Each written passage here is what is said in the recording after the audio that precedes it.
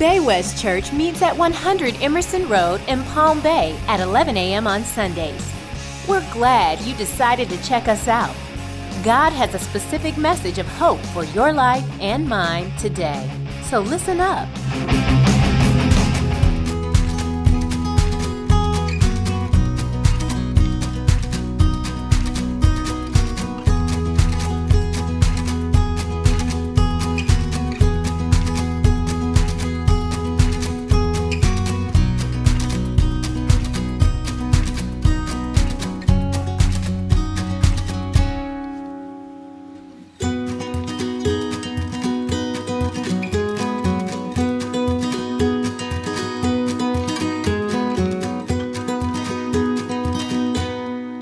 Well, thank you guys so much for coming to another installment of our Modern Family series.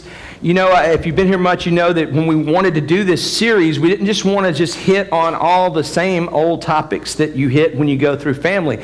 Because the truth is, when you look across our culture, there's so many complex and different issues that come up with the family. We want to make sure that we cover all of those, because the truth is, we believe that the Bible is the truth, and it's the expert level things of all matters of faith and practice. And what that means is, not only is the Bible something that you consult to show you how to relate to God, but it also shows you how to relate to all of those people around you. You know, and all the relationships that you had. You know, we talked about the first week, Steve came and did an outstanding job talking about how to have a strong marriage. Just page after page and piles of stuff in there of nuggets of things and wisdom for us to learn about how to have a good marriage. And one of the things that I remember most is that picture, the visual at the end. It was a triangle, and it had Jesus at the top, and it has the husband and the wife at the bottom. And the picture was, as you try to grow closer to Jesus, you will automatically grow closer together because you're both heading to the same place, right? You know, that's always a good thing. I think that's a good thing for the church to remember as well. You know, as we're in the church, you know, we're all coming from a different place, but we're all trying to go to the same place. So as we grow closer. You know, last week we talked about the aftermath of divorce. You know, we talked about that divorce has become a big issue throughout our country, and we talked about that while, yes, it's true, I feel like the church has had some tough times learning how to deal with the topic of divorce, because we talked about in Malachi where it says that God hates divorce. And yes, that's true, but the truth is God hates divorce, but He loves the divorced. He always loves us. Your situation may change, but God's love for you has never changed. And the promises that God has in His book, in His Bible for you are still true. You know, it may be different. I shared with you a friend of mine last week. My wife told me I didn't finish this story. Last week we started off talking about a friend of mine named Mike, who had been divorced at an early age and then had come to know Christ later and got remarried and was a part of my church and wanted to go into worship ministry. And he had been like, well, but I'm divorced. I can't do that. You know, and there's some things out there like that. But what's honest, I didn't share with you last week. We kind of stopped there, and I meant to pick it up at the end, and I forgot. But what happened is Mike, eventually, when I left, he became the interim worship leader at the church that I left from. Eventually, he went on to be a part-time music minister, and then he retired from Delta in his early 50s and became a full-time music minister for about 15 years. He recently retired not too long ago because he's had some back issues and some things that caused him not to be able to do it as much anymore. But God had a plan. And God has a plan for everyone. If you're not dead, God's not done. I want you to say this. If you're not dead, God's not done with me. Say that with me. If you're not dead, if I'm not dead, God's not done with you. Say it that way. If I'm not dead, God's not done with me. Okay? Remember that. Hold on to that. No matter how you feel, no matter the dark times that you get in, if you're not dead, God's not done. And this week we want to talk about something new, a different area of the modern family. You know, several months ago, there's a picture that went viral across social media. You guys, have anybody seen that on social media? Yeah, stepmom, daddy, little Maylin there, mommy and stepdad. And what it was a picture of co-parenting in our culture. You know, and here's two couples. They're obviously mommy and daddy are divorced. and they remarried stepmom and stepdad, and instead of choosing to be at odds, and as you see so many times, it's so difficult to navigate, they are actively working together, all four, to help raise Maylin. You know, and it's interesting to see the interplay with the families. They did an interview with the Huffington Post. And they talked about that we all go to each other's birthday parties.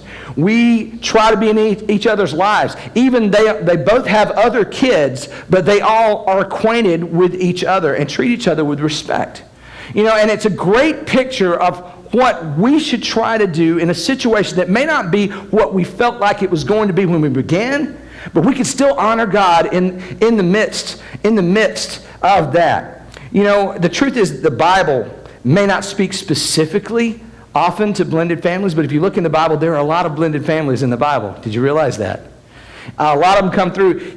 Jacob had 12 children by 4 different wives. Did you know that? Leah and Rachel and Bilhah and Zilpah. Boy, what some names, serious. You know, go look at the last part of Genesis. You know, their relationships, they had a lot of issues. There's some jealousy and some loyalty issues and stuff. Actually, Rachel died at birth. So her child was raised by three stepmoms, basically. 3 moms they weren't her mom. I mean, those moms weren't her kid, basically.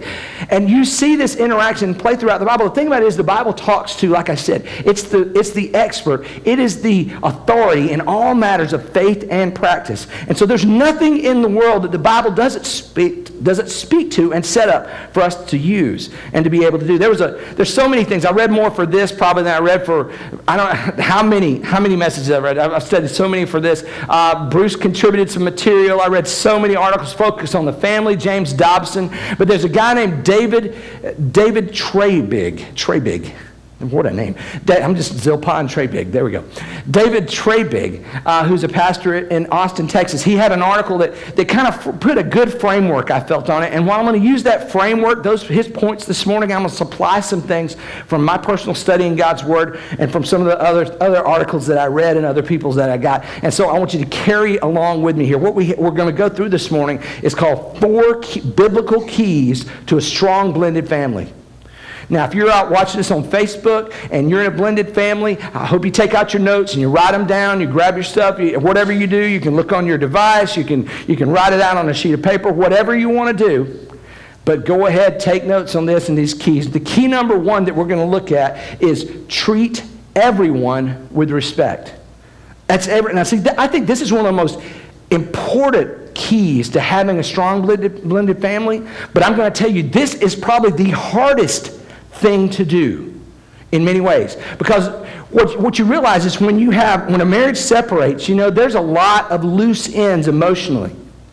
When you have kids, there's a lot of loose ends emotionally with kids. You can imagine sibling rivalry. Well, now you have step rivalry.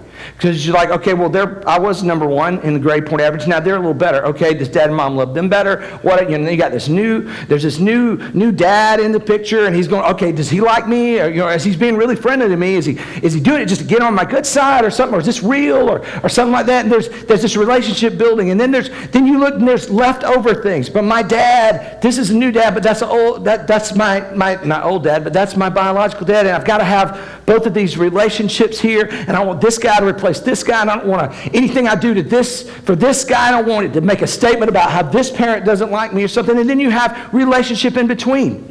You know, you come from the parent end, and you're like, okay, wow, they seem to have more fun over there at that house. Man, I'm a little jealous. Maybe I'm not doing my job, and they don't like me as much. And there's all these emotional ends. And even within the marriages that have separated, you might find people looking over at the other marriage and going, wait a minute, you know, well, you didn't like that when I did it, but now it's something different. And there's all these emotional things these loose ends that are left. And if you're not just prepared for that, you know, that can really gum up your decision making and your relationships with others within the situation. It might make it tough to treat everyone with respect. But now 1 Peter 2:17 tells us, though, that we should show proper respect to everyone.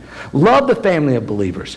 Fear God. Honor the emperor. That's a weird one to stick at the end, but it's talking about we should honor and respect Everyone. We show proper respect to everyone, especially in this situation. You know, I loved Emily that was in the picture above. She's the stepmom on the far end. She was quoted in the Huffington Post by saying, this is one of the keys that they use to make that work. They say, we always respect the people involved because how you treat the other parents is a reflection of who you are. That's a really astute statement. I don't know what her belief system is, but that's very true. And it's true in any situation. How you treat others with respect is more of a reflection of who you are than who they are. If you remember that in all your relationships, how I treat this person is going to reflect on who I am more than they are. You may think, well, they're a dirt road scoundrel. I don't want to treat them nice. Well, how you treat them is going to say more about you than it is about them. You know, especially I think it's possible to try to avoid causing offense or strive to be flexible. You know, I think it's important, they talked about as well, to leave former disagreements with an ex in the past if you can. That's forgiveness. When you forgive someone, that means I'm not going to bring it up and run it back over again.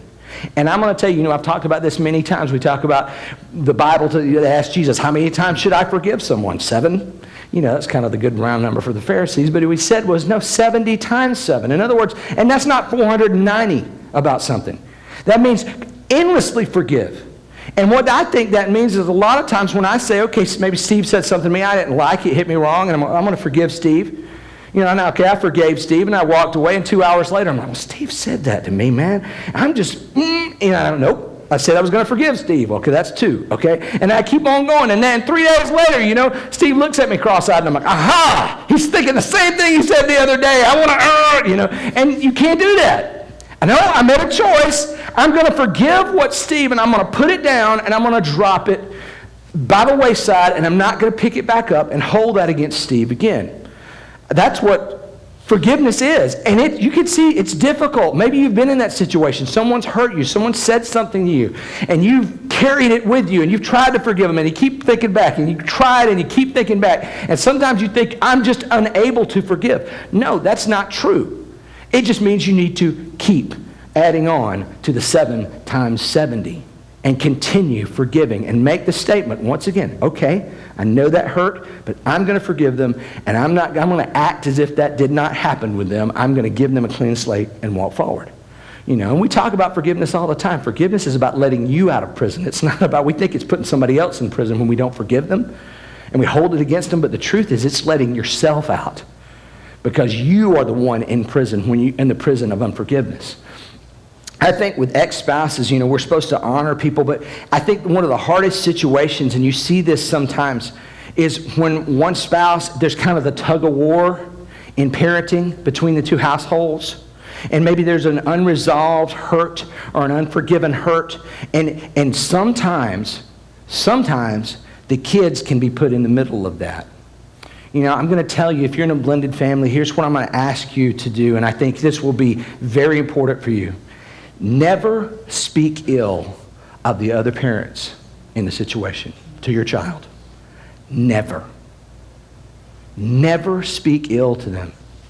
And he said, well, Jim, some of them, they deserve it. Let me just give you my list of what they did. And I said, and I would probably, if you gave me your list, I would go, you know what, you're absolutely right. They're just dirt roads. Let's go over there and I'll kick them in the head for you, okay? You hold them, I'll kick them. But I'm going to tell you, this is what the picture is when you insult the other parent to the child. That was a video I saw last week. Would you play that? I think there's some audio with it too.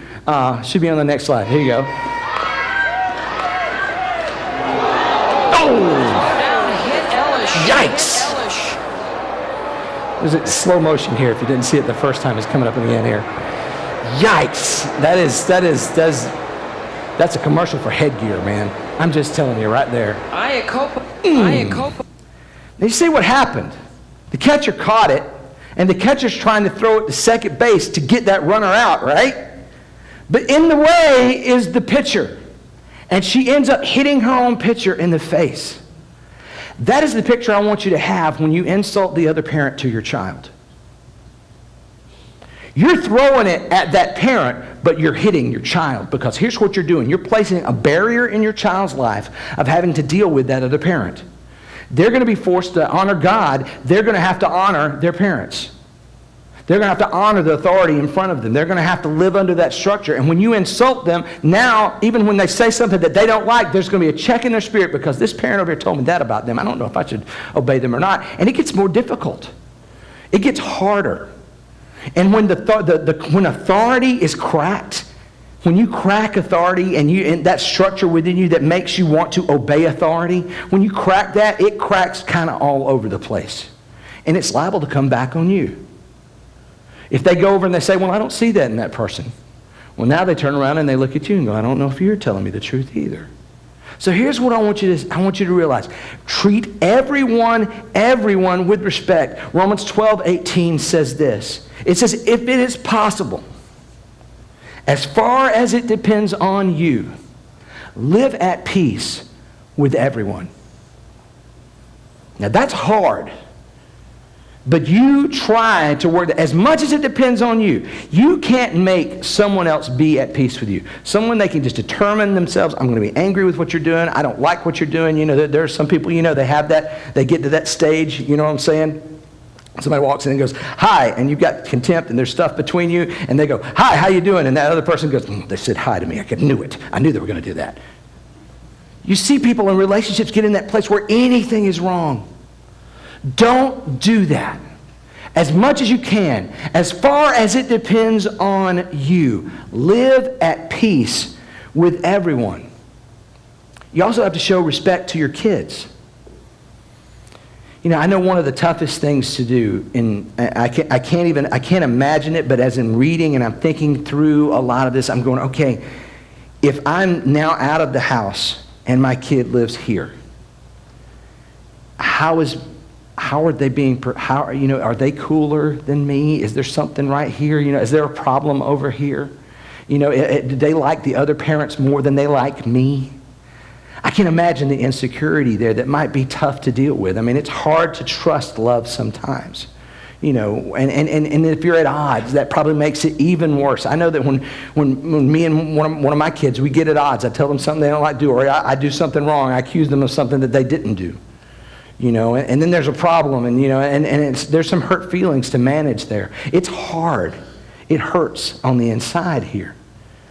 And one of the things you may want to do, may be difficult, is you may want to show favoritism to one child over the other. Sometimes you see the biological parent is more comfortable with the biological child, or maybe even the biological parent, you know, and the biological child, they've been butting heads on an issue for a while, you know, and there's this new kid, and boy, they're acting really cool. You know, I kind of like them better. I'm going to tell you, that is a road to nowhere. All throughout Scripture, you see cases of where you have multiple wives and multiple kids, or even the same wife and multiple kids. And when the dad or the mom finds a favorite and they treat them better than the other one, it causes an issue. It causes an issue. James 2 tells us, if you really keep the royal law found in Scripture, love your neighbor as yourself, you're doing right. But if you show favoritism, you sin and are convicted by the law as lawbreakers.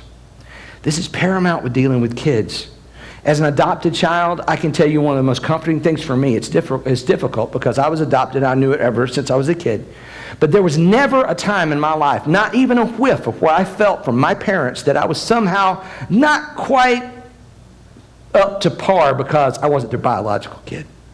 I never got a whiff of that from my dad. Never got a whiff of that from my mom. And I believe I've really never had a problem with being adopted. I have had friends, and they've had friends who were adopted. My parents' friends, they had a child who was adopted, and they were struggling with identity in that.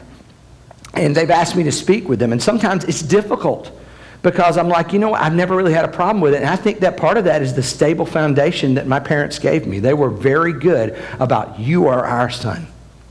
And I always felt a strong, stable foundation. They were always together on that. So don't show favoritism. Don't create a second-class sibling. Don't do that. They don't exist. So don't create the perception that there is one.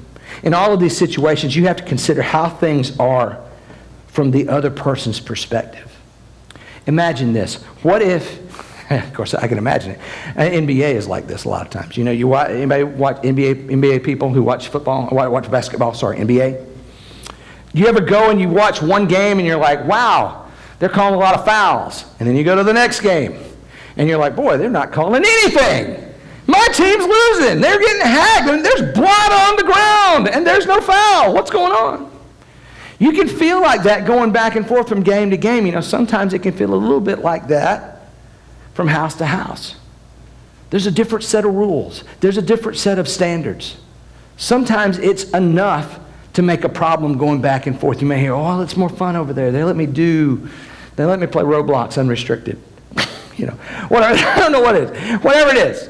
Something on the other side. You know, you're going to have to be able to see that. I'm not telling you to back off a standard, but you have to hold a standard. You have to hold it with mercy.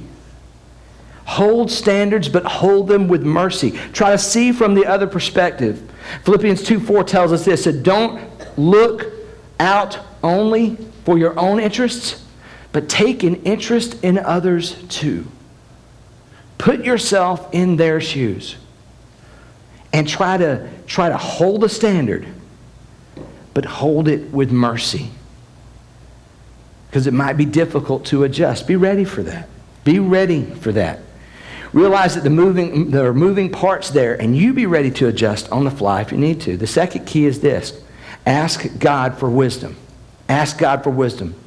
The most important relationship in your life and in your home, in any home, whether it's a blended family or whatever, the most important relationship that you have is your relationship with God. Your relationship through Jesus Christ. That's the most important relationship you have because life springs from that. Wisdom springs from that. When you realize that that means spending time with God, you know, in prayer and His Word daily. That means committing your way to Jesus. You know, one of the reasons that this is important we find in James 1, which says this. It says, if any of you lacks wisdom, let him ask of God, who gives to all liberally and without reproach, and it will be given to him. This is extremely important in parenting. I'm just going to be honest with you. Some of you kids, you may not know this, but we don't know everything. Okay? And sometimes y'all bring questions to us that we don't know, and we got to make a call on the fly. And you parents, you feel me out there. Like, okay, just ask me, and you're looking at me like I am the all knowledge. And I'm like, I sure don't feel it right now. But you know what? Here's the thing. If you follow Christ, you have a connection to the all knowledge and all knowing. And if you lack wisdom, which means how to do what you're doing, if you lack wisdom, let him ask of God, who gives to all liberally. That means just overflowing. I just want to give you so much wisdom you can't handle it anymore. I want to give you everything. I want to drown you in wisdom. I want you to be covered in it. I want to be dripping off of you. Who gives liberally and without reproach. I'm an idiot, God. I don't know how to do this. He's not going to sit there and go, yeah, you're an idiot. Let's go fail some more. I'm going to make you look like a moron. Come on, do it. Woo! Yeah, I'm awesome. Scoreboard, you. No, he's going to go, really? Yeah, I know that. Here, let me help you with that. Let me help you with that. Let me tell you what you need to do. I'm going to plug you up with a USB port to my brain and just, drop it in you, man. I'm going to Matrix style. You need to know. I will help you. That is the God who knows all and sees all, is standing right there with you, wanting, desiring to give wisdom to you. But you got to ask for it. And that's one of the things. You got to recognize the wisdom of God. We say this all the time. God is not a God of options. He's a God of solution. And if you come to God looking for options that I might do that, I might not, God's not really going to be as forthcoming with that. He wants you to recognize that He is God. He knows it all, and He has the solution. And when you come to Him, you're like, God, what do you need me to do? And in your heart, whatever's coming out of that, I'm doing. That's the type of attitude we come in. God sees your heart. God sees the insides. He knows where you are. And when you're ready and you're willing, I'm going to do it, God will put it before you. He will give liberally without reproach. And that wisdom will be given to you. One of the things is so often we're presented with situations and there's just no way to know all the information. That's how it's so important to be plugged into God, because we don't know, but God does know. He does know, and He can help us in the places that we don't know. In Proverbs 2, I love these verses. It says, in verse 6, it says, for the Lord grants wisdom. I'm so glad He does that, and I don't have to go scrounge around for it and buy it for myself. His every word is a treasure of knowledge and understanding. It's just a treasure chest of knowledge and understanding. He grants good sense to the godly, his saints, people that follow him. He will give you good sense. He is their shield, protecting them and guarding their pathway. And I love these next two verses in 9 and 10. It says, he shows how to distinguish right from wrong. You don't know what is right and you don't know what is wrong, and you're a little confused. You get on your knees, you ask the Lord, you seek him in his word, and he will show you the gray area. He will make the gray area very cut and dry for you. How to find the right decision every time. Man, I would love to be able to do that. How to find the right decision every time, for wisdom and truth will enter the very center of your being, filling your life with joy. That's the picture of someone who has committed their way to Christ and has that relationship with God where they come to him over and over. This is a picture of what kind of help I want in my job. This is the kind of picture that I want, of help I want in my relationships. Don't you want that? Wouldn't you like to be the guy that knows? Well, you aren't, but you can be plugged up to the one that does, who longs and wants to help you honor him in the way that you live your life. That's amazing. What a deal. It's like having Google and it's actually no fake news in there. It's amazing. You can just search it. God, what do I need to do? Okay, I will do it. The third key is this. You need to prioritize communication. This is huge. I can't tell you. I mean, it's hard enough, me and Katie, we're trying to stay on the same page. You know, we've got like Google calendars and all this type of stuff. And I'm telling you, sometimes she'll tell me stuff, and it just, you know, it doesn't happen to you guys out there, but it's just me. It goes right in here and right out there, and then I've got some like jacked up version of it, and I start charging out to do something, and I've totally messed up all the plans. I don't know if you guys ever done that. I have.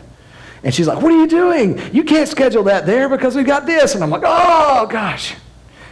I can't imagine how it could be when you've got two parents and you're trying to stay on the same page. And then when it comes to rules with the kids, sometimes one of us flexes a little bit, right, on a rule, and then then the kids are like, hey, this is open up, I can do this now. And the other one didn't get the memo, and you're like, hey, wait a minute, no, you can't do that. And then we have to come back together and communicate. It's difficult with two. Imagine with three. Imagine with four. Imagine with somebody who lives in another place. Imagine if there's a barrier to communication there. That's why you've got to work on these relationships. When you divorce someone and they go start a new family, you don't just cut off all communication with them. It's not going to be that way. If you have kids, you're always going to be a part of their lives in some way, shape, form, or fashion. You need to have a good relationship. One of the ways to do that is to have good communication. Communication is more important than ever. When you add more people with more authority into the mix, when you go from 2 to 4 or 5 or anything like that, when you start moving, it just creates the possibility for misunderstanding exponentially. And you have to work hard at that. Don't just take for granted that people know. Check and recheck. If you hear something about your child at school, hey, make sure you call the other parents and say, hey, this is what Johnny's dealing with at school. Just want you to know. We're on the same page. This is what I'm kind of doing to work with it. What do you think? Work that out. Communication and buy-in will create a better situation for everyone. You know, the Apostle Paul wrote some great guiding principles in communication in Colossians 4:6.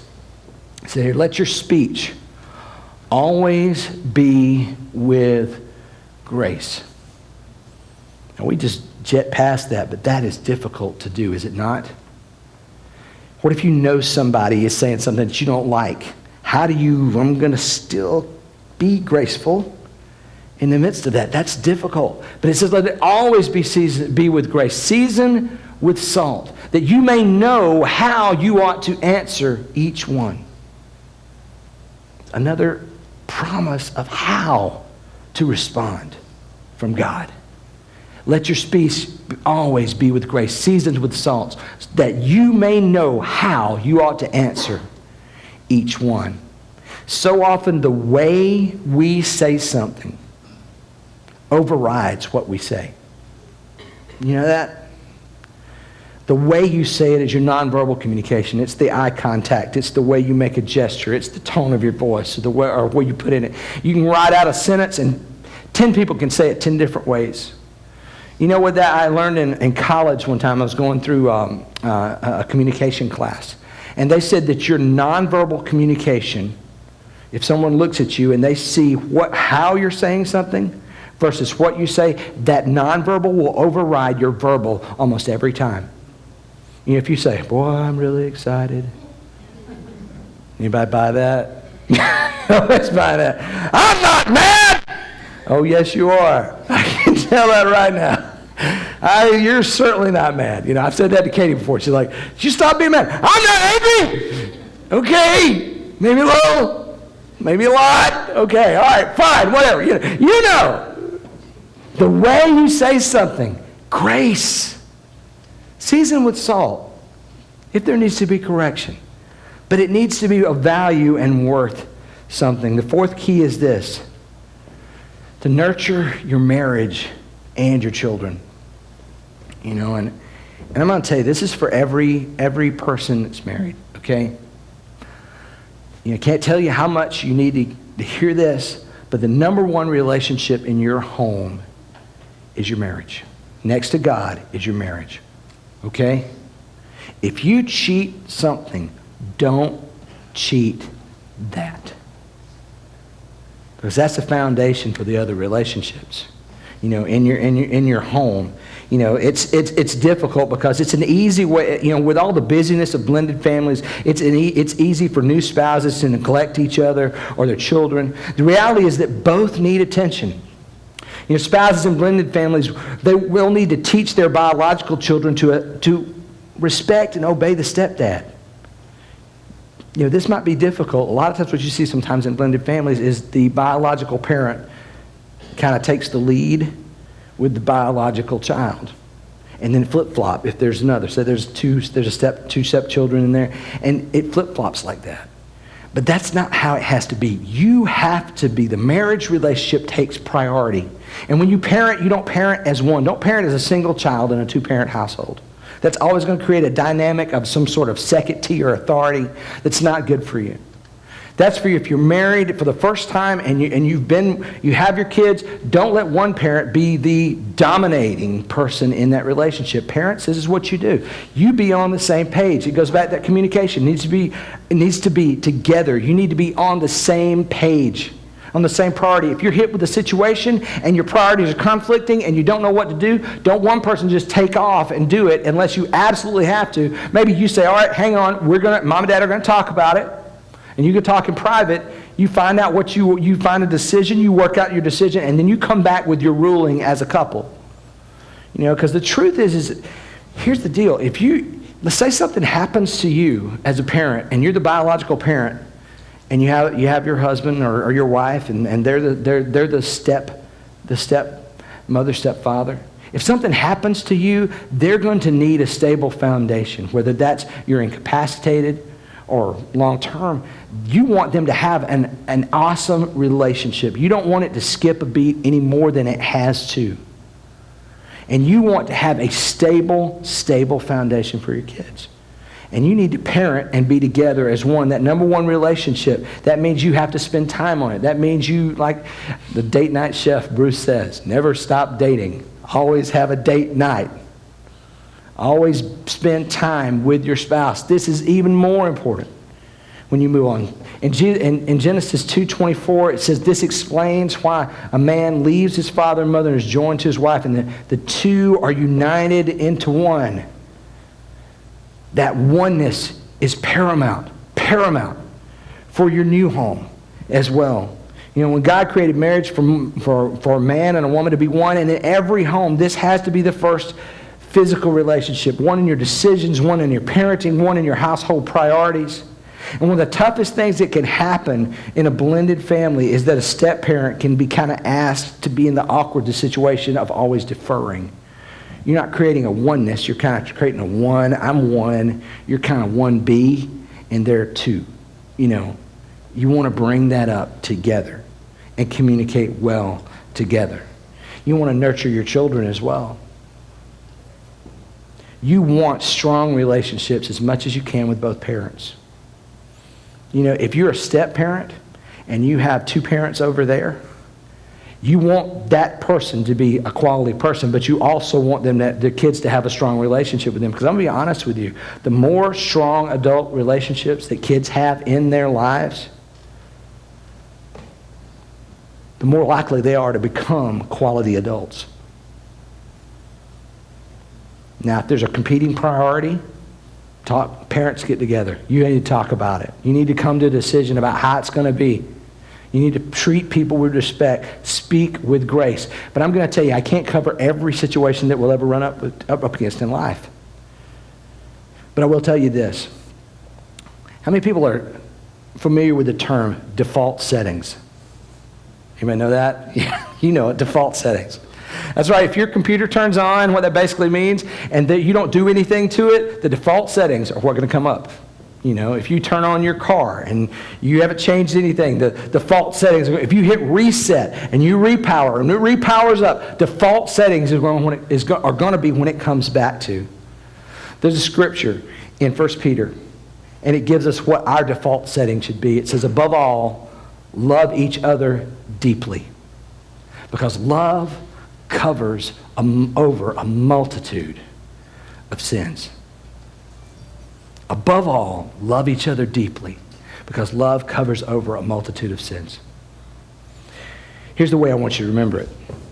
When in doubt, default to love. In any situation that you're in, when in doubt, default to love. When you are working through pleasant times and it's easy, default to love, because love strengthens a relationship. It strengthens a relationship for the hard times, when there's going to be hard subjects that you have to bring up and things you have to talk to people about. Love is what helps you get across that bridge. When you have to confront someone who's doing something they shouldn't and you have to step in, love is what makes that bridge for you to step into them and say, look, can I get in your business for a little bit?